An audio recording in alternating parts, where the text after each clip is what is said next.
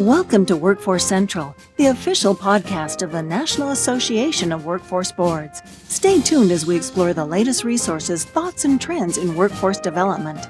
And now, here's your host, Ron Painter. I'm here with Jacob Morgan on Workforce Central. Again, Jacob, thanks for joining me, and thanks for coming over to Forum 2016. We've talked about this relationship of the employee to the company. So that kind of loyalty that, as you mentioned, your father, my father knew, that's sort of gone. Now we're in charge. Do you see that having an impact on, or what's the impact you see this having on education, on learning providers? Oh, a tremendous impact. Well, let's start with the organizations themselves first. So we used to have this assumption that if we provided a job for somebody, people needed the job, they needed the money, and they would hence go and work for your company.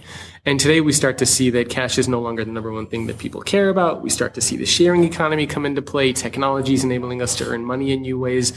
And so organizations have to shift from creating a place where they assume people need to be there to one where people actually want to be there. So that is the first big kind of shift that organizations have to make. As far as educational institutions, I mean, it's no secret that by the time people graduate from a 4-year degree, most of what they learn is outdated. When I went to the University of California, Santa Cruz, I studied economics and psychology. There was no future of work. I mean, I never went to school for this. I didn't study this. This is kind of stuff that I had to pick up and learn about and help create along the way. And so I think this means two things. So first, for employees, they need to be more responsible to take their own personal and professional development into their own hands. So we can't just rely on educational institutions and on our organizations to give us all the skills that we need. So we have to take a little bit more charge. And the second thing I think this means is that organizations need to do a much better job of and educational institutions need to do a much better job of providing modern, relevant, current access to learning and training and education programs, because it quite honestly feels very outdated. So you're here for a conversation with about 1,500 of our closest friends who are all involved in the workforce development space in one way or another. They're private sector people who sit on the boards, they're professionals, educators. How do you see this impacting people in our business who are looking to help younger people who are trying to get into the labor market, people who are already in the labor market, navigate what's next? How do you see this impacting our world? Well, a couple of areas. So first is being able to identify the right organizations that you might want to partner with to help bring potential candidates into. Because the reality is unfortunately, there are just a lot of organizations out there that I call disengagement factories. They hire employees and they just beat them down and disengage them. So for this type of an audience, being able to understand and spot the organizations that genuinely care about employees and are going to educate and train them and cultivate them and build them up and encourage and empower them, that's huge, right? That's very important. You want to be able to spot those organizations. So I think that is massive. The second thing, obviously, I think is that we need to be able to give guidance to the people that are entering the workforce around what's coming next, what potential skills they should be looking at, where they can go to retrain themselves.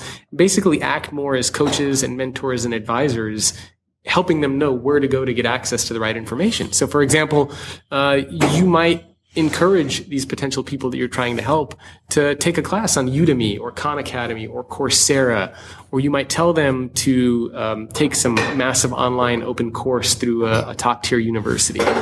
So it's important for this group to also understand not just which organizations are out there trying to help employees, but what this group can actually do to educate employees in general around how the workplace is changing and what that means for them.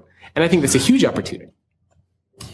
So what are some of you get to sit in a lot of companies if people will follow your podcast, or the Future in 5, you get to sit in a lot of companies.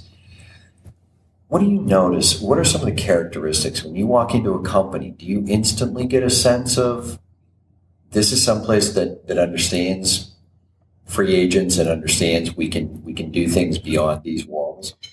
When you walk into an organization, sometimes you can kind of tell. It's sort of like if you go out on a date with somebody, you can kind of tell if there's that chemistry or if it's going to be a very awkward, 1 hour dinner. And I definitely feel like that when I walk into an organization. There was one organization that I always use an example of. I won't say the name. World's largest grocery retailer. And this was an organization that called me in and they said they wanted to become collaborative and transparent and communicative. They were going to deploy all these technologies. Fantastic. I said, oh, wonderful. I'm excited to come down there and meet you guys. So I showed up like this, nice pair of pants, but not a suit, kind of jeans, sport coat, collared shirt. And I show up there and everybody's wearing a suit and tie. Men, women are dressed like extremely formal. And these are non-customer facing roles. And so I walk in there and there is this massive cubicle farm, hundreds of employees kind of as far as the eye can see. And it was dead quiet. Like you could hear a pin drop in this place, which is fascinating because this is a company that says they want to be communicative and collaborative and open and transparent. And so I asked them, first I started with the dress code because I was very surprised why you need to sit in a cubicle in a suit. By the way, I love the socks. Thank you. I knew the people listening can't see that, but pink socks. I know. I got to tell you. Yeah. Thank you. And so I asked them why it was like that, and they said, "Yeah, we tried to bring it up to the CEO, and he said it was good. He said it was like this the day he got there, and it'll be like this the day he leaves." And their idea of casual Friday is you kind of just don't wear the tie. So, you walk into an organization like that, and you can just right away tell that regardless of how hard this organization is going to say they want to become collaborative and communicative, that the vibe is just not there. There's no talking. People visibly look uncomfortable. You can just feel it. It's palpable. So absolutely, when I go into some of these organizations, oftentimes you can just kind of tell, are they forward thinking or is there kind of like some weird vibe in the room where people are like, I don't want to be here. This sucks. Like our company sucks. I don't even want to work here. Like you can look at somebody's face and kind of tell. So when, if I'm coming to you for coaching and advice, what do you tell me to be conscious of in the morning to know whether or not I need to move on? As far as an employee? Yeah. I mean, well, you have to have had people ask. Oh, yeah. How do I know? What are the warning signs that I'm ready to leave? It's a very personal decision, I think, for a lot of people. For me, it was around... my last full-time job was in the Bay Area, and every time I would wake up, my alarm clock would go off. I would get this kind of like pit in my stomach, like, damn it. Like, I got to go to work. And when I started getting, at first when I started working there, I was excited. New projects, new people, this is awesome. I'm doing cool work. Like, you get excited. And over time, as that feeling starts to change and you start to get this kind of like, I really don't want to do this. Like, I do not want to go to work at this company. Then you can start to know that it's time to make some kind of a change. That was for me. I mean, everybody has their own kind of personal things that they care about and value, whether it's around having a sense of purpose, whether it's around how you feel when you wake up in the morning, whether it's around having enough time to spend with your family or loved ones. But I think everybody needs to have those metrics, those flags in their own mind so that they know when is it time to, maybe start looking elsewhere.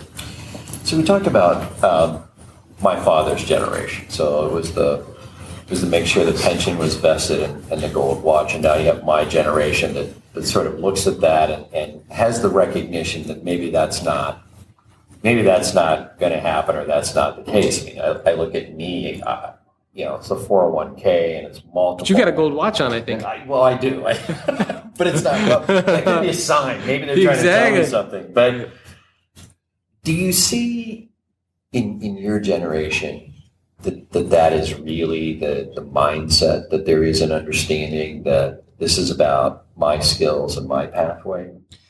So I'm a millennial for people that can't see me. And I mean, my voice doesn't give off that kind of, 65-year-old. If they would tune into the future in 5, they would see. Yeah, shame on all of you for not listening.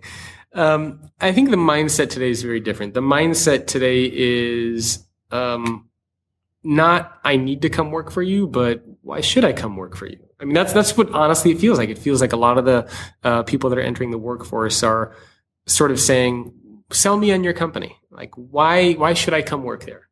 Whereas before it used to be, why should we hire you? Do you see that? Do you see that across the skill spectrum?